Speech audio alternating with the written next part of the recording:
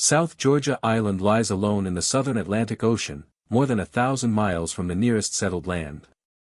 It is long and narrow, edged by steep mountains that rise sharply from the sea. The interior is dominated by ice fields and glaciers that spill toward the coast. Snow falls in every season. Winds arrive without warning and rarely settle. In 1916, there were no maps of the island's interior. No established routes crossed it from coast to coast. The northern shoreline offered small bays where ships could anchor, but the southern coast was exposed to the open ocean. Swells broke directly against rock and ice. Moving inland meant climbing immediately, often from sea level to steep ridgelines within a few miles. Crevasses cut through the glaciers without pattern. Weather obscured distance and direction. Travel inland was uncommon and usually avoided. Human presence on the island was limited. A handful of whaling stations operated along the northern coast during the austral summer. These settlements were industrial and temporary, focused on processing whales rather than supporting exploration. Beyond them, the island remained largely untouched. No permanent paths connected one side to the other. No shelters existed away from the shore. In May of 1916, the interior of South Georgia was still in winter conditions. Daylight was brief. Temperatures stayed below freezing. Snow and ice covered the ground at all elevations. Any movement across the island required constant adjustment to terrain that shifted underfoot. At this moment, South Georgia existed as it had for centuries, isolated, uncharted, and indifferent to human plans. It was into this landscape that three men would soon walk, without a map, without equipment meant for glaciers, and without certainty of what lay ahead. The journey that brought men to South Georgia began 2 years earlier, far from the island itself. In 1914, Ernest Shackleton set out from England with the Imperial Trans-Antarctic Expedition. Its goal was straightforward in description and uncertain in execution: to cross the Antarctic continent from the Weddell Sea to the Ross Sea, passing through the South Pole. The expedition reflected the final phase of what later became known as the heroic age of Antarctic exploration. Shackleton was not new to polar travel. He had served on earlier expeditions and understood the limits of men and equipment in extreme environments. The crew of the expedition's main ship, Endurance, was selected for endurance rather than speed or scientific specialization. Many were experienced seamen. Some had worked in cold climates. Others joined with limited polar knowledge but strong practical skills. The expedition carried sled dogs, stores intended to last many months, and equipment typical of the period. Endurance entered the Weddell Sea in early 1915. Sea ice closed in earlier than expected. Progress slowed, then stopped. By January, the ship was trapped. The ice did not release it. Instead, pressure built over weeks. In October 1915, the hull was crushed. By November, Endurance sank. The crew salvaged what they could and established camps on the drifting ice. Their position changed daily as the pack ice moved northward. Navigation became approximate. Supplies were rationed. The men lived on ice floes that fractured without warning. Months passed. The original goal of crossing Antarctica was abandoned, replaced by a simpler priority: survival. In April 1916, as the ice began to break apart, Shackleton ordered the men into lifeboats. After days at sea, they reached Elephant Island, a barren outcrop far from shipping routes. It was the first solid ground they had stood on in nearly 16 months. Elephant Island offered no real prospect of rescue. The decision that followed would define the remainder of the expedition. Elephant Island lay outside regular shipping lanes and beyond the reach of easy rescue. No passing vessels were expected. The men understood that remaining there indefinitely was not an option. Shackleton concluded that help would have to be sought elsewhere. One of the expedition's lifeboats, later named the James Caird, was reinforced using materials salvaged from the wreck of Endurance. Its seams were sealed with improvised compounds. A makeshift deck was added to protect against waves and ice. The boat measured just over 20 feet in length. It was designed for short coastal travel, not open ocean crossings. On April 24, 1916, Shackleton departed Elephant Island with 5 companions. The destination was South Georgia Island, more than 800 miles away across the Southern Ocean. The remaining 22 men stayed behind under the leadership of Frank Wild. Their instructions were simple: wait, conserve supplies, and be ready to move if rescue came.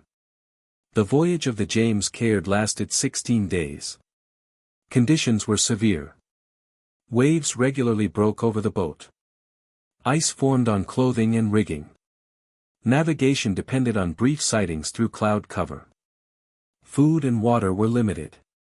Despite these conditions, the boat reached the southern coast of South Georgia on May 10, 1916. The landing point was King Haakon Bay, on the uninhabited side of the island. The whaling stations lay on the opposite coast, separated by a mountain range that no one in the group had crossed before. Sailing around the island in the damaged boat was judged too dangerous. The men were exhausted. One of the crew was unable to continue. Shackleton selected 2 companions, Tom Crean and Frank Worsley, to accompany him across the island. They carried minimal supplies, a length of rope, an adze, and little else. Their plan was direct: walk inland, cross the glaciers, and reach the whaling stations on the northern coast. The decision committed them fully. Once they left the bay, there would be no return to the James Caird. The crossing began early on May 19, 1916. Shackleton, Crean, and Worsley left King Haakon Bay before daylight, aware that the hours of usable light would be limited. They carried food for a short journey and no tent. Each man wore the same clothing used during the boat voyage. None had crampons. Their footwear was worn and stiff with salt. The rope they carried was intended for emergency use only. The terrain rose immediately. Snow covered the lower slopes, hiding loose rock and ice beneath. Progress was slow and deliberate. They moved in single file, testing the ground ahead before placing full weight on each step. When the slope steepened, they cut steps with the adze.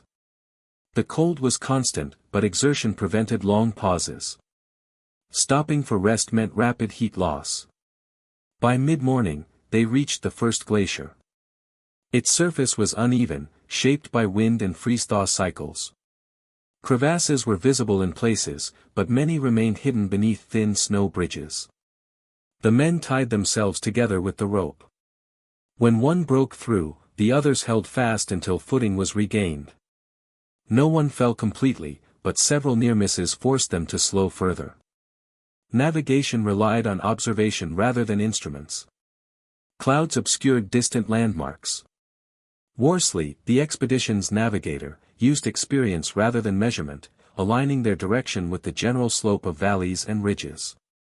The interior of South Georgia offered few clear reference points. Each decision carried uncertainty. As they climbed higher, the wind strengthened. Snow drifted across the ice in low sheets, erasing footprints behind them. They crossed a second glacier and then a third, each separated by rocky ridges. The ground alternated between hard ice and unstable scree. Moving downhill was as difficult as climbing. Slips were controlled, but never comfortable. During the afternoon, the men encountered a broad snowfield sloping toward what they believed was the island's northern side. The surface appeared stable. They moved more quickly, covering distance before daylight faded. Fatigue accumulated steadily. Food was limited to small portions eaten while standing. Water was taken by melting snow in the mouth. As night approached, they faced a choice. Stopping meant exposure. Without shelter. Continuing meant moving through darkness over unknown ground. They chose to continue. Using the rope, they descended steep slopes by sliding together, controlling speed by digging heels into the snow. One descent ended abruptly at a drop they had not seen. Shackleton stopped just short of an edge. Below them lay a cliff falling into darkness.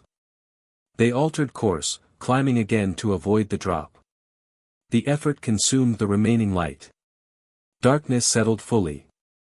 They continued by sound and feel, listening for running water that might indicate lower ground. At one point, they slid down a long slope, unable to stop, reaching the bottom without injury. The slide ended near a stream. The sound confirmed they were nearing the inhabited side of the island. By morning, after nearly 36 hours of continuous movement, the men reached a ridge overlooking Stromness Bay. Below them lay the whaling station. Smoke rose from its buildings.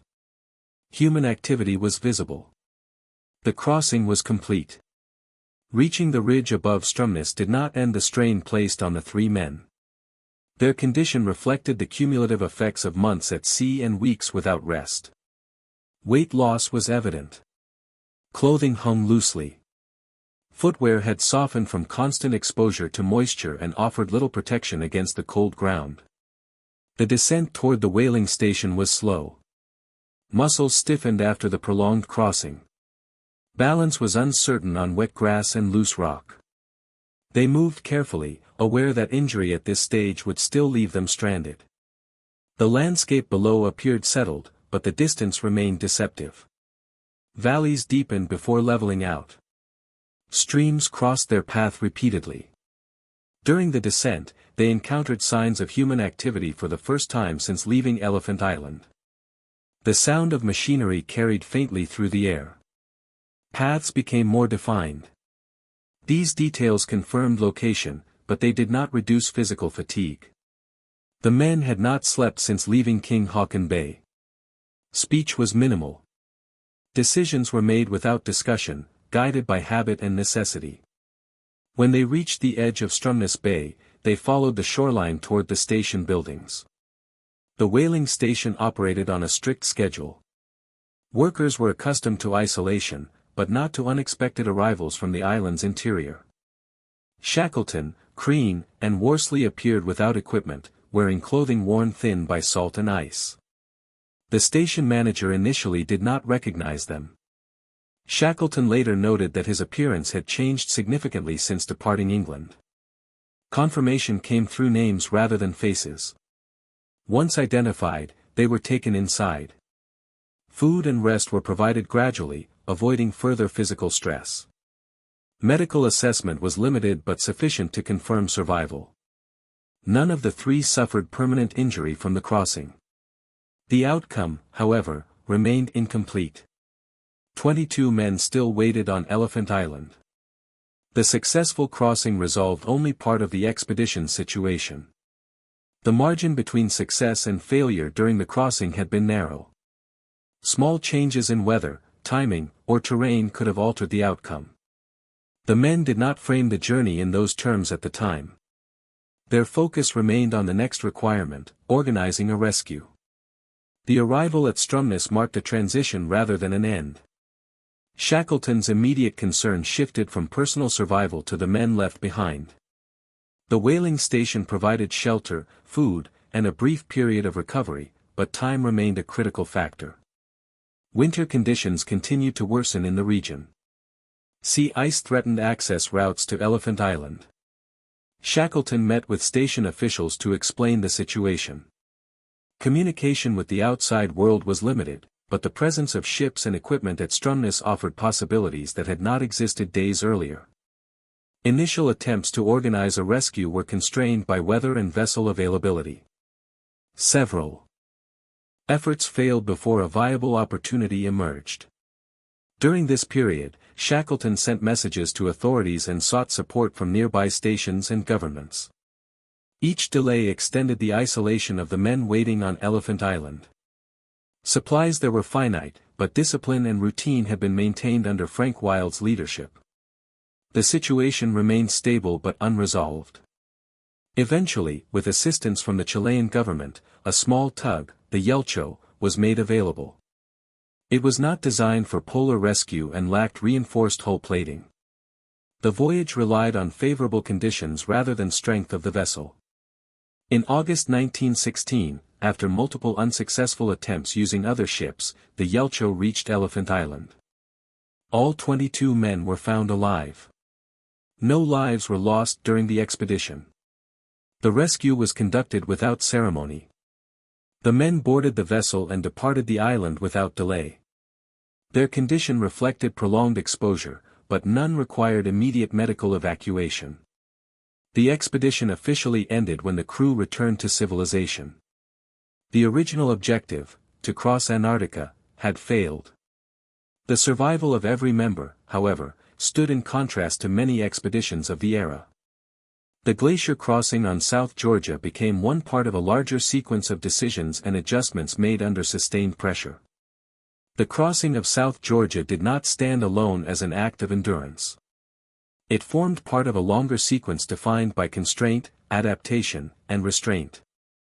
The journey across the island was not planned in advance, nor was it equipped to succeed by conventional standards. It occurred because other options had narrowed to none. Historically, the crossing marked the first known traverse of South Georgia's interior. It was completed without maps, without specialized equipment, and without prior knowledge of the terrain. Later expeditions would chart routes and document the glaciers in detail, but in 1916 the island remained largely unknown. The crossing added practical knowledge rather than symbolic achievement. In the context of the Imperial Trans-Antarctic Expedition, the event shifted the outcome from prolonged isolation to resolution. The survival of the entire crew became the defining result, outweighing the failure of the original objective. Contemporary accounts emphasized leadership and judgment rather than physical conquest. The men involved rarely described the crossing in dramatic terms. In their records, it appeared as a necessary task completed under pressure. Its significance emerged gradually, through comparison with other expeditions that ended differently. The absence of loss shaped how the journey was remembered. South Georgia returned to its usual quiet after their departure. Glaciers continued to move. Weather patterns remained unchanged. The crossing left no permanent trace on the landscape. Its meaning existed only through documentation and recollection. The event remains an example of survival shaped by limitation rather than force, where progress depended on careful movement through an environment that offered little margin for error.